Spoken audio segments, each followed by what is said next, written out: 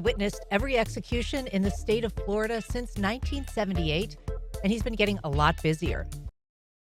John Koch's first execution was of serial killer Ted Bundy. Since then, he's witnessed 105 more. And tomorrow, he will take his familiar place inside the viewing room of the execution chamber inside Florida State Prison at Rayford to see his 107th. He joins us now by video. John Koch, thanks so much for being here. Yes, good morning. How are you doing? I'm very well. We mentioned that the first execution that you witnessed was Ted Bundy. Why did you attend that one, and how did it impact you? Well, that was a long story. In 1979, Ted Bundy came through Suwannee County and dumped Kimberly Leach's body in a shallow grave at the Madison-Suwannee County line. Being a reporter of the area, a broadcast reporter, I picked up on it. I ran with 2 scanners and was able to listen to the frequencies of several counties. And I heard a lot of chatter with law enforcement going to the Madison-Suwannee line, Ellaville. And I showed up and I was able to be there when the sheriff brought out Kimberly Leach's body in 1979. I immediately called the AP and broke that story. And made a vow that, well, I started this story, I'm going to finish this story. And for a while, it stayed in Suwannee County until it was taken from me. I knew they were never going to seat a jury in Suwannee County, and I knew it was going to move out of here, and I knew I was going to lose it for a while.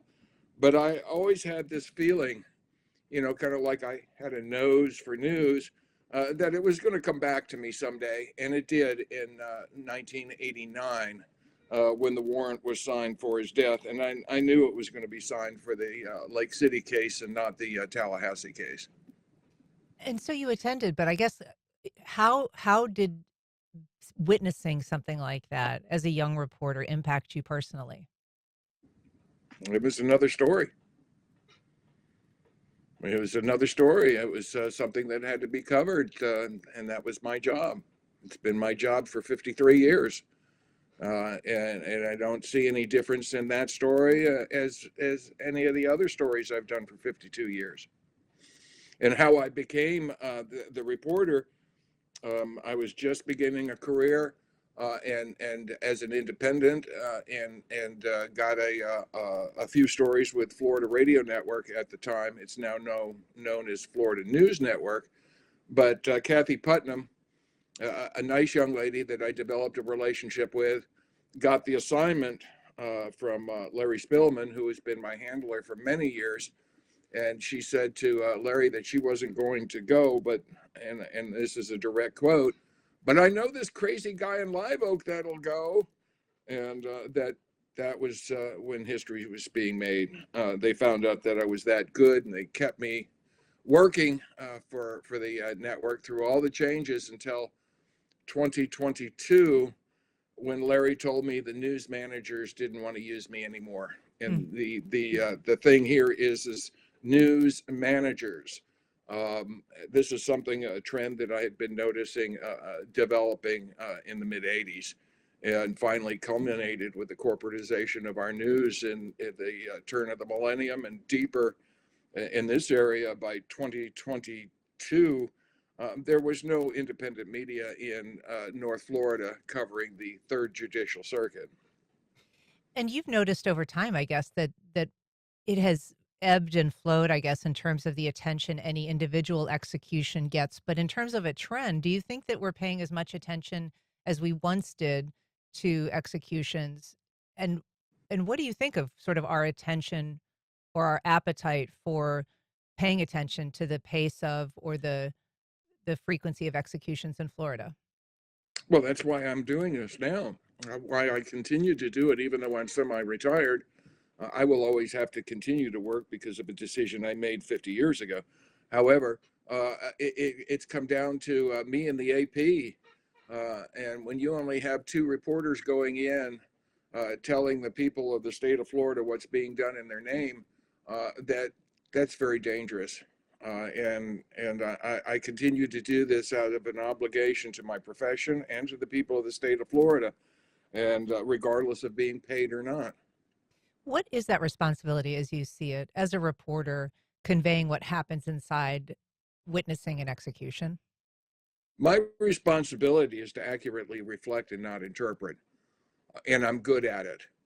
And I can do it in a short, precise, clear manner so that you can understand and have enough information to go on your own to make your own decision so that once you achieve a decision, then we can both together and work on a equal basis for whatever goal we're trying to achieve. Do you have an opinion on the death penalty? I'm not going to discuss that at this time. I'm a working journalist on this issue, and I have people that have been with me for a long time, don't know which side of the fence I'm on, and if they figure it out, I'm quitting. Has your view evolved or changed at all, would you say? No, it hasn't. It is the law of the state of Florida. And a lot of people are wondering why the governor is doing all this.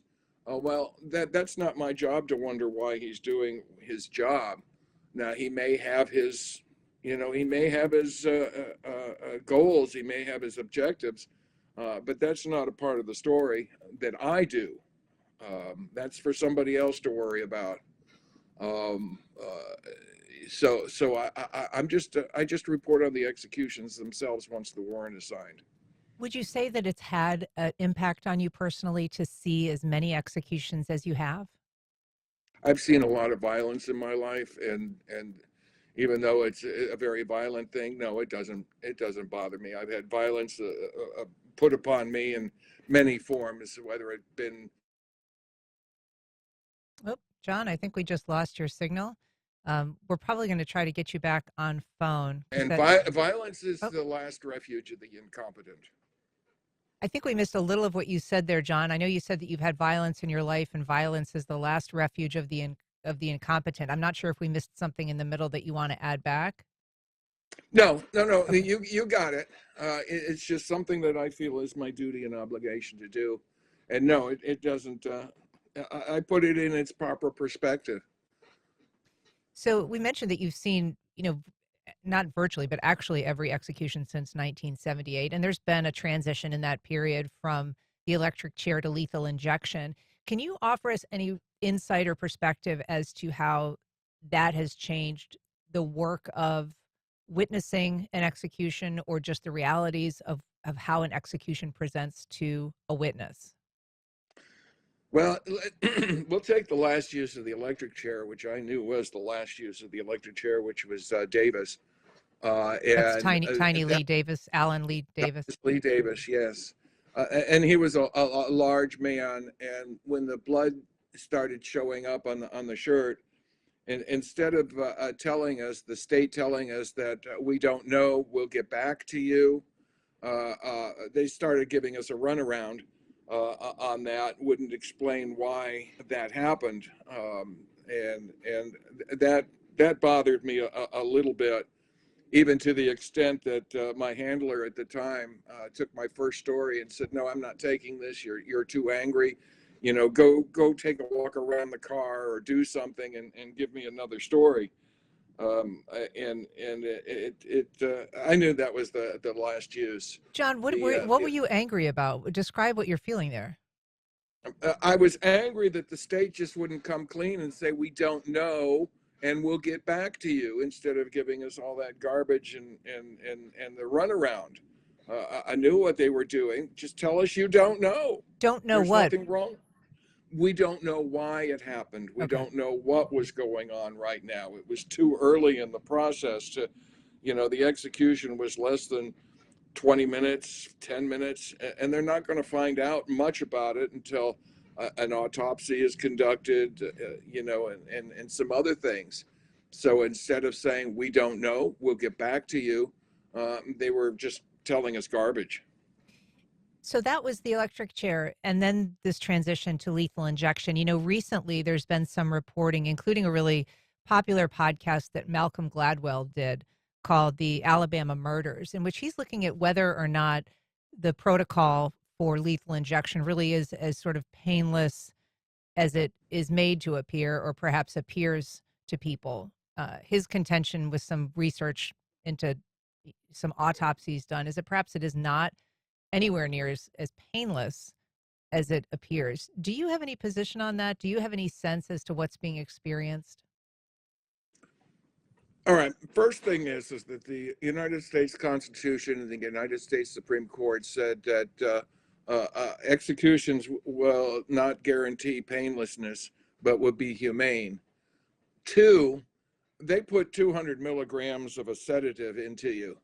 100 milligrams, flush the lines, and then you get another 100 milligrams.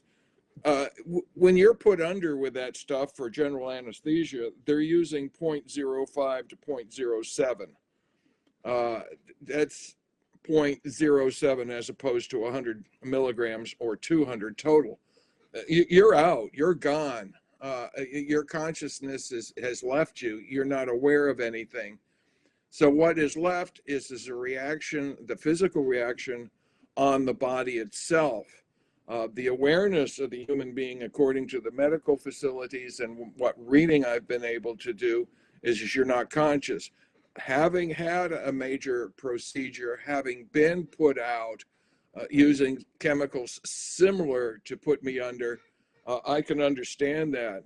I mean, I'm looking up at the anesthesiologist, and the next thing I know, I'm waking up again. If you're just joining us, we are talking to reporter David Koch. He has covered every Florida execution since 1978.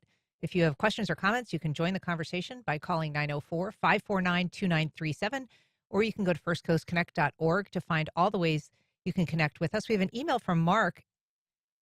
Mark is asking, does the guest have an opinion about judicial process that leads to the death penalty? That is, whether the convicted have been given a fair trial or not. David, do you have a position on that?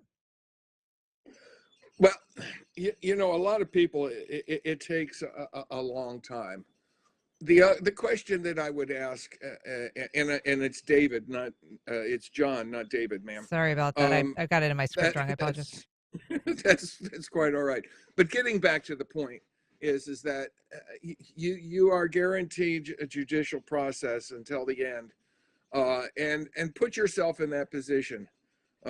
You're the one that has been accused, and you know you're innocent. So do you want any change in the process to prove your innocence up until the end?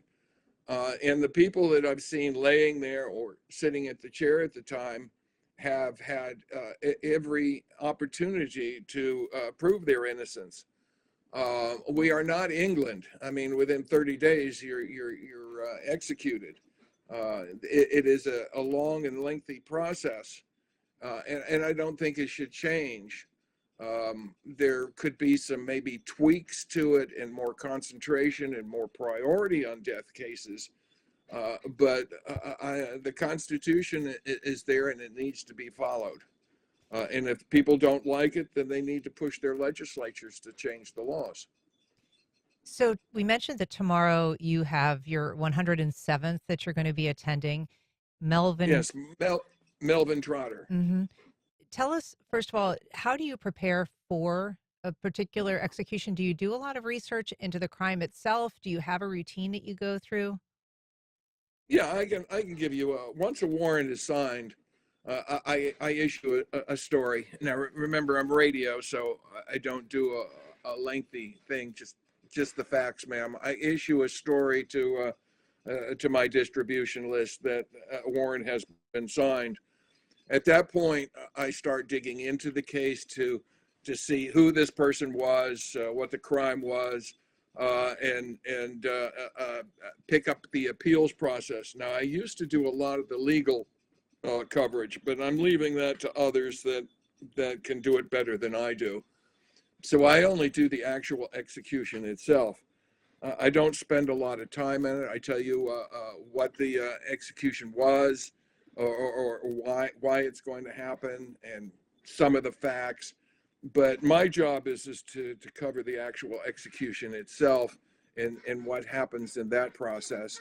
The background, which has probably been done by other reporters, I don't concentrate on that. I just take some of the basic facts to throw it into the story so that you have some kind of a a flow of the thing. He's being executed for a 1999 murder of a certain individual. I don't go much into the details of the crime. It takes up time otherwise. Remember, in broadcasting, time is very important. So you have to keep your reports down to a minute or less in many cases, but no more than a minute and a half. 2 minutes, you're doing a lot of work, and 2 minutes is a lot of time in broadcasting. Sure. So do you anticipate doing this for the foreseeable future? Do you have an exit strategy? And when you decide to wrap it up, I mean, who would you entrust the work that you do to? Who would you pass the torch to? Well, one, I'm not going to, as long as I'm reasonably healthy and I can drive or somebody will drive me, I'll continue to do this because of an obligation I have as a professional news correspondent, and what I think needs to be done. As far as this exit strategy, I have none. I tell people kiddingly and half seriously, if you find me with completing a story, please file it for me. Well, I appreciate the work that you do, John. I know it's difficult work, and it certainly is time consuming more than ever these days. But we appreciate you checking in with us, and we'll continue to follow your reporting. John Koch, thanks so much for being here. Thank you for having me.